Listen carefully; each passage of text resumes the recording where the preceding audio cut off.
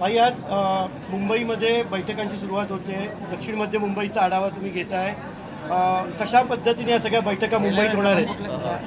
उत्तर पश्चिम लोकसभा गेल्या वेळेस देखील उत्तर पश्चिम लोकसभेचा आढावा घेतला होता मी। आज दक्षिण मध्य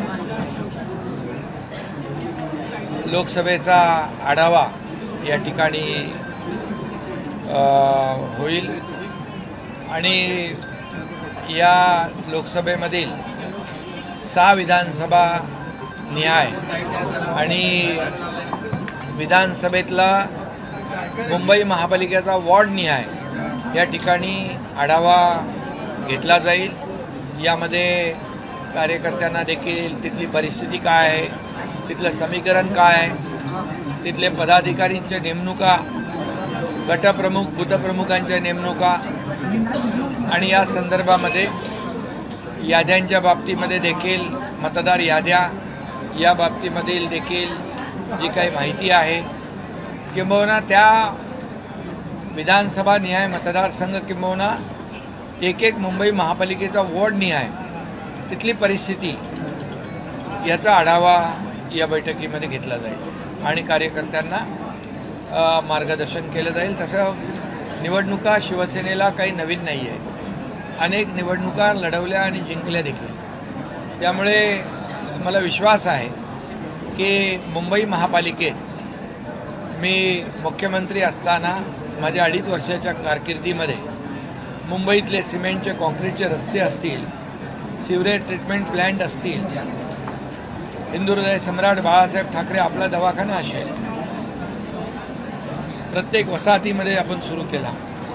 त्याचबरोबर मेट्रोची रखडलेली कामं असतील, कारशेडची कामं असतील, कोस्टलचं काम असेल, अटल सेतूचं काम असेल, हे जे काय मुंबई मुंबई शहरामध्ये महायुतीने केलेली कामं लोकांसमोर आहेत। आता देवेंद्रजींच्या मार्गदर्शनाखाली आमची टीम त्याच वेगाने पुढे जाते आहे आणि मुंबई शहर जे आहे हे मुंबई शहर जागतिक शहर आहे आणि या शहरामध्ये G20 सारखे एक्झिबिशन देखील झाले, G20 सारख्या परिषदा झाल्या आणि परवाच ब्रिटनचे UKचे प्रधानमंत्री देखील मुंबईला येऊन आदरणीय प्रधानमंत्री नरेंद्र मोदीजींच्या बरोबर काही करारनामे देखील केले आणि त्याला पहिल्यांदा मुंबईला प्राधान्य दिलं आणि म्हणून मुंबईचं जे वैभव आहे, मुंबईचं जे महत्त्व आहे हे किती मोठं आहे हे यावरून स्पष्ट होत आहे। त्यामुळे आम्ही केलेलं जे महायुतीने केलेलं काम 2.5-3 वर्षामध्ये, जसं त्याची आम्हाला पोचपावती विधानसभेच्या निवडणुकांमध्ये लँडस्लाईड विक्ट्रीने मिळाली, तशीच पोचपावती येणाऱ्या मुंबई महापालिकेच्या निवडणुकीमध्ये देखील महायुतीचाच भगवा फडकल्याशिवाय राहणार नाही हा विश्वास मला आहे। हे मी कामाच्या जोरावर या ठिकाणी केलेल्या विकासाच्या जोरावर बोलतो। काही पदाधिकाऱ्यांच्या नेमणुका अत्यंत महत्त्वाचा विषय आहे, ज्यांना मिळाल्या नाहीत नाराज होतात। काही महत्त्वाची पदं त्यांना देऊन समजूत काढली जाईल का? कारण निवडणुका महत्त्वाची। बिलकुल, शेवटी पद एक असतं, ती उमेदवारी एक असते, परंतु इतर जे काही कार्यकर्ते पदाधिकारी असतात तेवढे ताकदीचे असतात। त्यामुळे निवडणुकांमध्ये तिकीट देत असताना किंबहुना संघटनेची पदं देत असताना काही लोकांना आपल्याला येणारी महामंडळं आहेत, कमिट्या आहेत, जिल्हा कमिट्या, राज्यस्तरीय कमिट्या, अनेक सरकार महायुतीचं आहे। त्यामुळे कार्यकर्त्यांना संधी नक्की मिळेल आणि या निवडणुकीमध्ये आमचा शिवसेना कार्यकर्त्यांचा पक्ष आहे। जो कार्यकर्ता चांगलं काम करतो तो पुढे जातो। भाई दोन मुद्दे आहेत। एक छत्रपती संभाजीनगरमध्ये मोर्चा आहे, त्याला MIMचा पाठिंबा घेऊन मोर्चा जो आहे तो निघतोय। दुसरं, महाविकास आघाडीचे नेते इलेक्शन कमिशनरला भेटणार आहेत, तिथे अबू आझमी सुद्धा त्यांच्यासोबत आहेत। इकडे MIM आणि ते अबू आझमी जवळ का घ्यावं लागतं? MIM काय ते उद्या पाकिस्तानला सोबत घेतील निवडणुका जिंकण्यासाठी, त्यांचा काही भरोसा राहिलेला नाही आणि त्यामुळे पाकिस्तानचे झेंडे त्यांनी मागच्या निवडणुकीत नाचवलेच होते। दहशतवादी जे काही होते त्यांच्या कबरी देखील सजवण्याचं काम मागच्या वेळेस त्यांनी केलं होतं। त्यामुळे त्यांना निवडणुका जिंकण्यासाठी जे जे काही करता येईल ते करू शकतात, कारण त्यांनी बाळासाहेबांचे विचार 2019ला सोडलेले आहेत। सर, मुख्यमंत्री पद जे आहे, मुख्यमंत्री पद जे आहे ते घटनात्मक नाही आहे असं छत्रपती संभाजीनगरमध्ये उद्धव काय ठाकरे म्हणाले?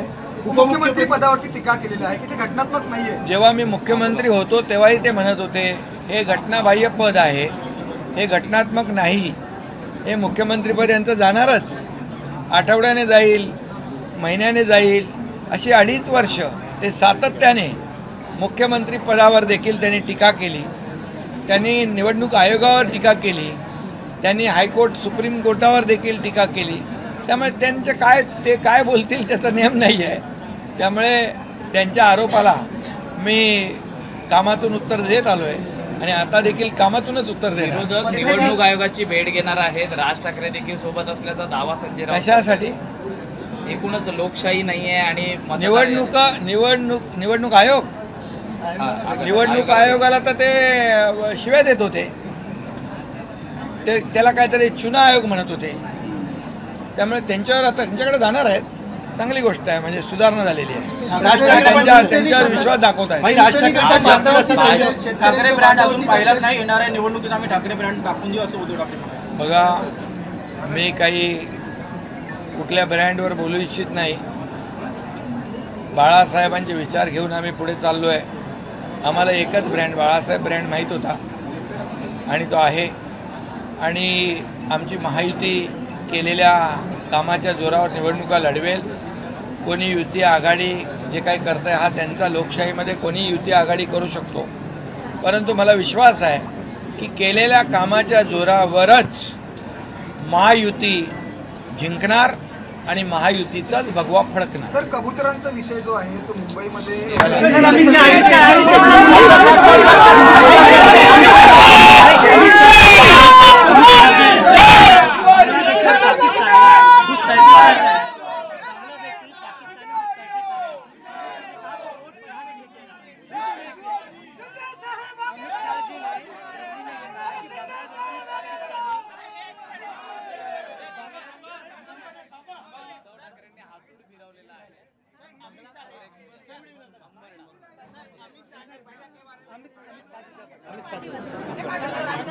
उद्धव ठाकरेंनी छत्रपती संभाजीनगरमध्ये अंबरडा आणि आसूड याची मोर्चाची घोषणा केली होती. काय त्यांनी अंबरडा मोर्चा काहीतरी काढला होता. मला वाटतं या ठिकाणी 32,000 कोटीचं पॅकेज महायुतीने जाहीर केलं आणि त्याची प्रक्रिया सुरू झाली. मला वाटतं त्यांना याची माहिती नसावी म्हणून त्यांनी हंबरडा मोर्चा काढला. परंतु हंबरडा फोडताना माणसाच्या चेहऱ्यावर दुःख असतं, रडू असतं. ते हसत हंबरडा मोर्चा त्यांनी काढला. चेहऱ्यावर हास्य होतं आणि हातामध्ये काय आसूड होता. त्यांनी आसूड म्हणजे त्यांनी ज्या ज्या काही चुका केल्या मुंबईमध्ये, कोविडमध्ये, खिचडीमध्ये, डेड बॉडी बॅगमध्ये, आपल्या कुठल्या मिठी नदीमध्ये, याच रस्त्याच्या कामांमध्ये ज्या चुका केल्या त्यांनी स्वतःच आसूड मारून घ्यायला पाहिजे होतं. त्यासाठी मला वाटतं आसूड आणला असेल.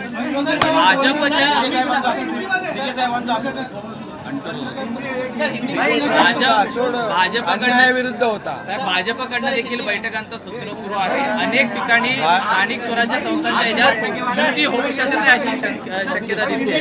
अमित शाह जी ने कहा है कि घुसपैठिए लगातार बढ़ रहे हैं, उसके मामले बढ़ रहे हैं, जिसकी वजह से मुसलमानों की संख्या भी बढ़ रही है. पाकिस्तान वोटर्स बढ़ रहे हैं, वोटर्स बढ़ाने का काम ये किया जा रहा है, ऐसा बयान. देखिए, प्रधानमंत्री मोदी जी ने अमित शाह जी ने कहा है कि घुसपैठिए लगातार बढ़ रहे हैं, उसके मामले बढ़ रहे हैं, जिसकी वजह से मुसलमानों की संख्या भी बढ़ रही है. पाकिस्तान वोटर्स बढ़ रहे हैं, वोटर्स बढ़ाने का काम ये किया जा रहा है, ऐसा बयान. देखिए,